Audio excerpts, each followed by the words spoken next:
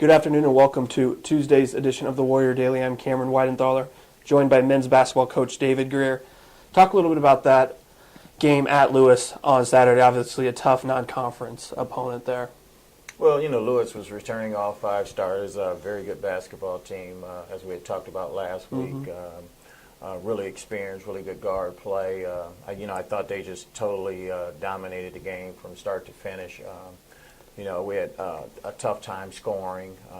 Obviously, we were down with playing without Mike Lewis, so took a little bit of offensive firepower away. But I just thought, it's like I always tell our guys, you can't go into an opponent's gym and play just as hard as them on their home floor. And I thought we played hard, but I just thought Lewis played harder and was tougher than us. And consequently, second half, the game just got out of control there. Yeah, started the second half with a quick three-pointer from Brian Coleman to cut it to 2, and then Lewis kind of regained control and sprinted to the finish there. Yeah, we went 7 odd minutes without scoring there, and a lot of times that just comes from our inability to have a post presence at this particular time. But that's just something we got to work on, and certainly we got to be able to throw the ball inside and try to get to the foul line when you're struggling to score.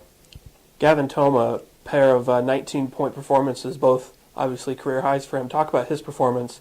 Was this something you expected from him this year? Gavin is a very good shooter, and actually he can score in a lot of different kind of ways. He can put the ball on the ground. He's an excellent free throw shooter, three-point shooter. And I always said, and I used to tell Gavin last year, we didn't play a lot, that, if he could score against Cole and Shane in practice, that he's not going to be playing against too many better guards anywhere.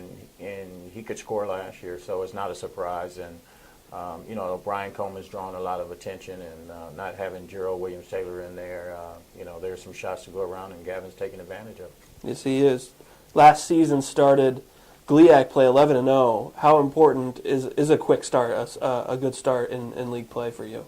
Yeah, I don't know how important a quick start is, but I do know that defending home court is very important, and 2 tough games this week, and it'll be a big challenge for us. But anytime you are playing a GLIAC game at home, it's important that you try to hold home court.